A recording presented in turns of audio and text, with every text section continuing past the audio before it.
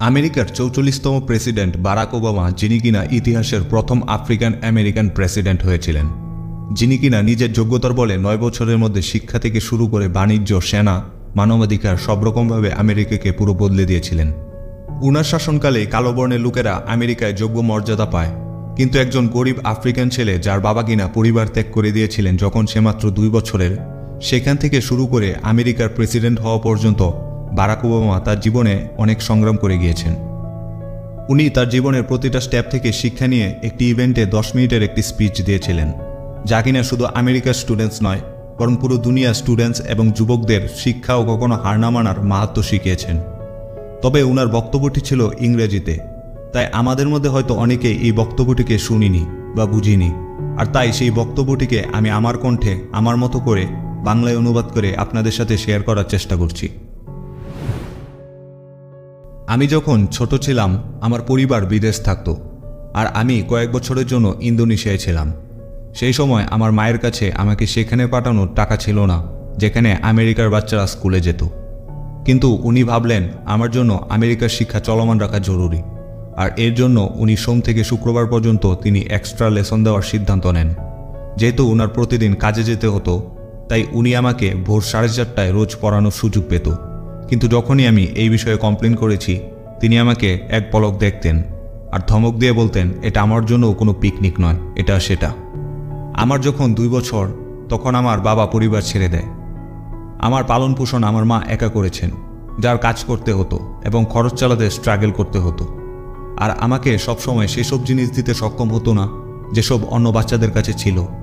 অনেক সময় এমনও হতো আমি আমার লাইফে পিতার কমতি অনুভব করেছি।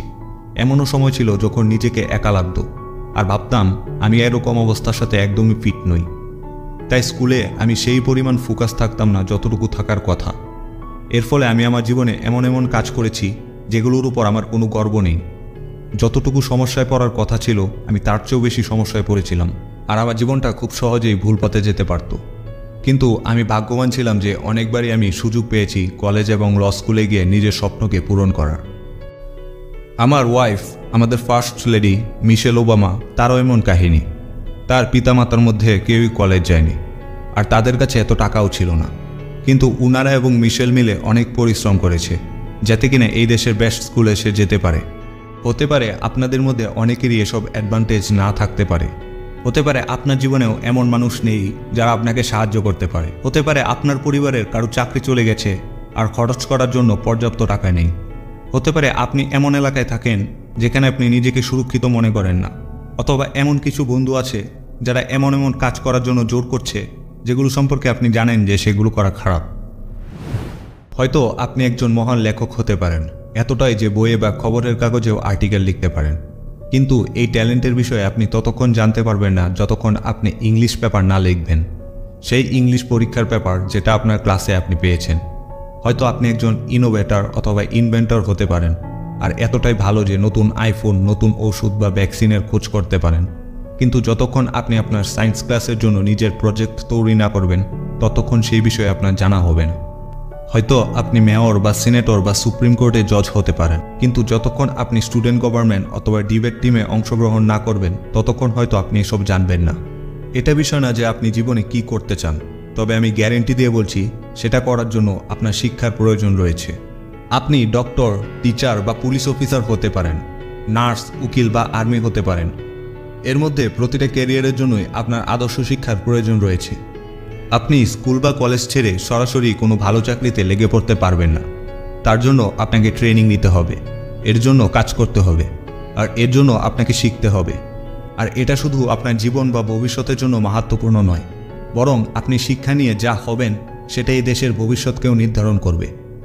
আজ আপনি স্কুলে যা শিখছেন তা এটা নির্ধারণ করবে যে একটি দেশের হয়ে আমরা আমাদের সবচেয়ে বড় চ্যালেঞ্জগুলোর সাথে মুখোমুখি হতে পারবো কিনা। আপনাকে ক্যান্সার ও এইডসের মতো রোগের চিকিৎসা করার জন্য, নতুন এনার্জি টেকনোলজিকে বিকশিত করার জন্য, আর আমাদের পরবর্তী প্রজন্মকে রক্ষা করার জন্য বিজ্ঞান আর গণিত থেকে শেখা জ্ঞান ও সমস্যা নিবারণের কৌশলের প্রয়োজন হবেই। আমি জানি আপনাদের মাঝে অনেকের জীবনেই এই মুহূর্তে চ্যালেঞ্জ রয়েছে, যার জন্য আপনার দ্বারা পড়াশোনাতে ধ্যান দেওয়া কঠিন হতে পারে। আমি জানি এটা কেমন লাগে, কিন্তু দিন শেষে আপনার জীবনের পরিস্থিতি, আপনি দেখতে কেমন, আপনি কোথা থেকে এসেছেন, আপনার কাছে কত টাকা আছে, আপনার পরিবারে কি চলছে, এসবের মধ্যে কোনো কিছুই হোমওয়ার্ক না করা বা স্কুলে খারাপ আচরণ দেখানোর বাহানা হতে পারে না। এগুলোর মধ্যে কোনো কিছুই আপনার শিক্ষকের কাছে জবাব দেওয়া, ক্লাস বাঙ্ক করা বা স্কুল ছেড়ে দেওয়ার বাহানা হতে পারে না। চেষ্টা না করার কোনো বাহানা হয় না। আপনি যেখানে আছেন তার মধ্যে এটা নির্ধারণ হয় না যে আপনি কোথায় পৌঁছাবেন। অন্য কেউই আপনার জন্য আপনার ভাগ্য লিখেনি। কারণ আমেরিকাতে এখানে আপনি নিজের ভাগ্য স্বয়ং নিজে লিখেন। তার জন্যই আজ আমি আপনাদের নিজের শিক্ষার জন্য, নিজের লক্ষ্য নির্ধারণ করার জন্য ও সেটা পূরণ করার জন্য যথাসম্ভব প্রয়াস করার কথা বলছি। আপনার লক্ষ্যগুলো খুবই সিম্পল হতে পারে, যেমন কিনা আপনার সব হোমওয়ার্ক করা, ক্লাসে ঠিকমতো মনোযোগ দেওয়া অথবা প্রতিদিন কিছু সময় বই পড়ে কাটানো। হতে পারে যে আপনি আপনার কমিউনিটিতে ভলান্টিয়ার হওয়ার নির্ণয় করেছেন বা অন্য যে কোনো কিছু যা আপনার স্বপ্ন। আমি শুধু এটা বলতে চাচ্ছি যে নিজেকে সেই লক্ষ্য পূরণ করার জন্য কমিটমেন্ট করুন। আমি চাই সেটার উপর আপনি কাজ করুন। আমি জানি যে কখনো কখনো টিভি দেখে মনে হতে পারে যে কঠোর পরিশ্রম ছাড়াই আপনি ধনী ও সফল হতে পারেন, যেন র্যাপিং বা বাস্কেটবল খেলা অথবা রিয়েলিটি টিভি স্টার হওয়ার জন্য সফলের একমাত্র টিকিট। কিন্তু খুব বেশি সম্ভাবনা থাকে যে আপনি সেগুলোর মধ্যে কোনোটাই হতে যাচ্ছেন না। তবে সত্য এটাই যে সফল হওয়া অনেক কঠিন। আপনি যেই সাবজেক্টই পড়েন না কেন, হতে পারে আপনার ভালো লাগবে না, আপনার আশেপাশে থাকা প্রত্যেক শিক্ষকের সাথে কানেক্ট হতে পারবেন না, প্রত্যেক হোমওয়ার্ক বা অ্যাসাইনমেন্ট আপনার জীবনের জন্য সঠিক মনে হবে না।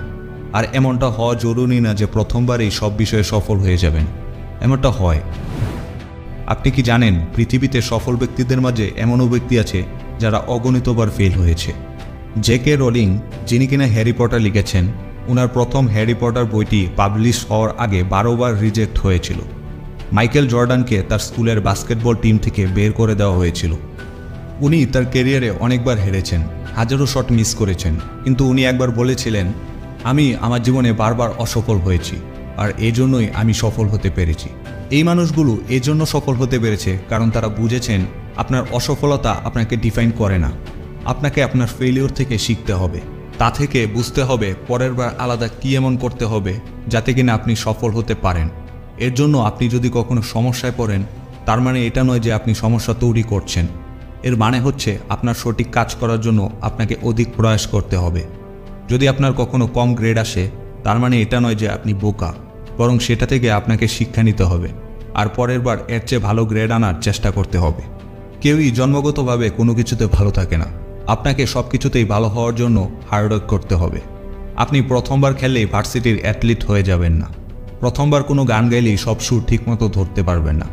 আপনাকে তার জন্য অনুশীলন করতেই হবে। প্রশ্ন করতে কখনো ভয় পাবেন না। যখনই প্রয়োজন পড়বে সাহায্য নিতে ভয় করবেন না। আমি প্রতিদিনই এমনটা করি। হেল্প চাওয়া দুর্বলতার লক্ষণ নয়, বরং এটা শক্তির পরিচয় দেয়। কারণ এটা বোঝায় যে আপনি কোনো কিছু না জানার পরেও সেটাকে মেনে নেওয়ার ক্ষমতা রাখেন, যা আপনাকে নতুন কিছু শেখার পারমিশন দেয়।